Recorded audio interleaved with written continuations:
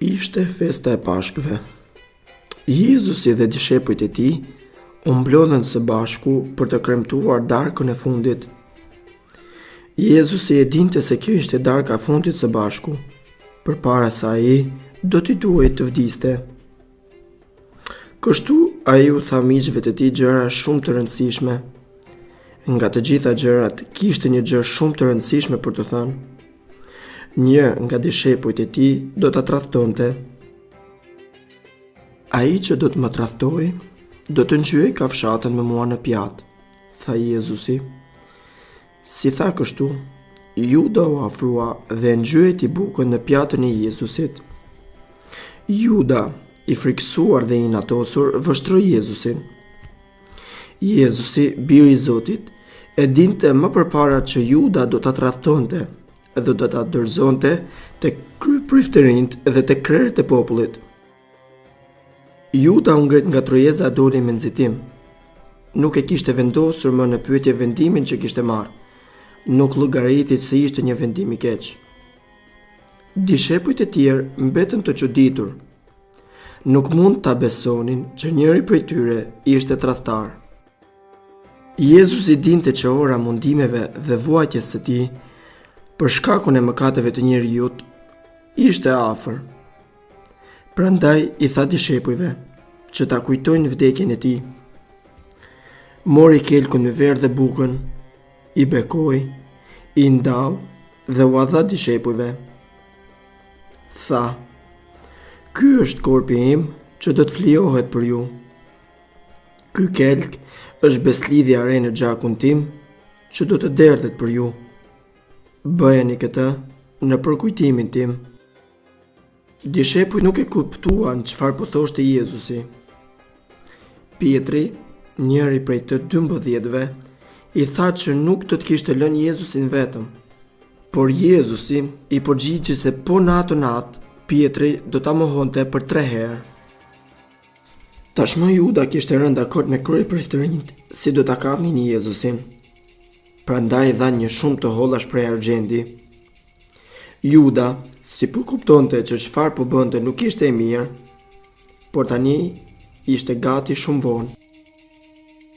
Natën, Jezusi bashkë me dishepujt e tij shkuan tek kopshti. Jezusi kishte nevojë që të përgatitej për vdekjen e tij. Atëherë ul në gjunë dhe filloi të lutet: "O Atë, nuk dëshiroj të vuaj, por unë do të bëj çfarë ti kërkon nga unë." Jezusi u lut për një kohë të gjatë, shumë të gjatë, gjatë së cilës dishepujt i zuri gjumi dhe fjetën, por Jezusi nuk fjeti dot. Kur pastaj Jezusi ju afrua dishepujve, i gjeti duke fjetur. I zgjoi dhe u udhëzoi që të luten, por gjumi i zuri përsëri. Kur Jezusi shkoi për të dytën herë, u tha që momenti i kapjes së tij arriti. Dishepujt u turbulluan sepse nuk po kuptonin çfarë do të ndodhte. Erdhi një turm ushtarësh të armatosur. Juda ishte me ta. Ai ju afrua Jezusit dhe e puthi. Kështu tregoi ushtarëve kush ishte ai që do të kishin kapur. Pietri ishte i vendosur që nuk do të kishte lejuar që ushtarët të kapnin Jezusin. Prandaj nxorri shpatën dhe i ra shërbëtorit të kryepriftit dhe ja preu veshin e djathtë. Jezusi qortoi Pietrin, pastaj ja preku veshin e ja shëroi. "Erdhët si të isha unë cub, me shpata me shkopinj", u tha Jezusi. Ushtarët dinin që Jezusi po predikonte para të gjithëve dhe asnjëriu nuk i kishte shkuar në mendje ta kapte. Por kjo natë ishte krejt e ndryshme. Dishepujt u frikësuan dhe u arratisën. Vetëm Pietri ndoqi nga larg që të mos dukej. Kaluan nga kopshti i ullinjve dhe lugina e Kedronit dhe e quan Jezusin te kryeprifti. Atje filluan ta pyesnin dhe të gjejnë ndonjë arsye ta vrasin Jezusin. Por Jezusi qëndroi fort. U tha që ai ishte biri i Zotit. Edhe pikërisht kjo gjë i inatosi shumë prej rinjt dhe prandaj e sollën te një gjyq tjetër që të marrin lejen për vrasjen. Ndërkohë Jezusi qëndronte në obor, afër zjarrit. Ti e njëri prej dishepujve të tij, i tha njëra prej shërbëtorëve. Jo, nuk jam, u betua Pietri, nuk e njoh. Dhe kështu mohoi Jezusin 3 herë. Pas herës së tretë këndoi gjeli. Pietrit ju kujtua fjalët që Jezusi ia tha: para se gjeli të këndoj 2 herë, 3 herë do të më mohosh. Dhe shpërtheu në vaj. Atë natë, pasi Jezusi u kap, Juda e kuptoi atë që ai bëri. U pendua aq shumë, sa që pushoi të mendonte për të hollat që mori. U lëshua me vrapte priftërinjt dhe u hodhi të hollat në tokë. Pastaj Juda doli, u largua dhe shkoi e u varë në litar. Po në këtë natë, Jezusin e morën të udhëheqësi romak Pilati. Ai nuk donte që ta vrisnin. Ky nuk ka bërë asgjë të gabuar për ta vrarë, tha Pilati. Njerëzit që ishin të pranishëm, të shtyrë nga priftërinjt, filluan të bërtasin: kryqëzojeni, kryqëzojeni. Pilati u dorëzua: unë do t'ju jap atë që ju dëshironi për të ruajtur paqen, por unë nuk do të kem më punë me atë. Po i laj duart. Ushtarët pa mëshirë e lidhen Jezusin në një kolon dhe e frëshkulluan.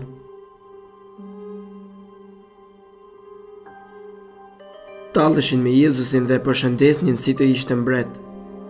Pastaj e kurorzuan me një kuror gjembash, e përshtynin, e rrihnin dhe qeshnin me të. Jezusi qëndroi i heshtur. Ai ishte si një qenç duke u flijuar.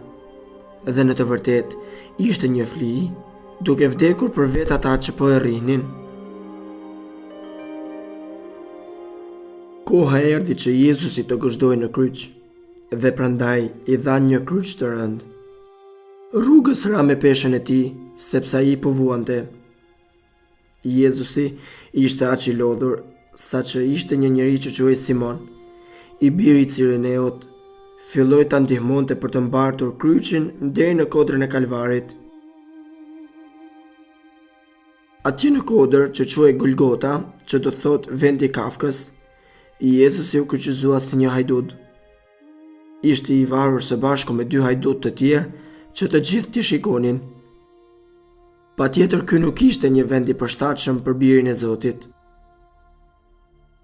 Duart dhe këmbët e Jezusit u guzhduan me kryqin dhe pastaj ushtarët e ngritën kryqin. Pilati shkroi edhe një letër që u vendos në kokën e Jezusit dhe në të cilën ishte shkruar: Jezusi, mbreti i Judenjve. Krerët e priftërinjve u inatosën shumë kur lexuan këtë shenjë, por Pilati nuk pranoi ta ndryshonte. Ndërsa Jezusi ishte në kryq, qielli u errësua. Pastaj, pak para se të vdiste, Jezusi bërtiti, gjithçka u krye. Jezusi e uli kokën dhe dha shpirt.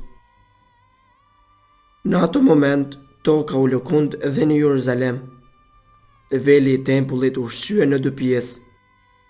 Ishin shumë ata të cilët thanë se Jezusi ishte me të vërtet biri i Zotit. Pak para se të bëhej natë, Jozefi nga Arimatea i kërkoi Pilatit që të merrte trupin e Jezusit. Ai e përgatiti për varrimin dhe vendosi trupin e Jezusit në një varr të ri. Rrokullis një gur të madh dhe e mbylli varrin. Disa roje qëndronin pranë gurit të madh për të parë se mos dikush do të vinte dhe ta vidhte trupin.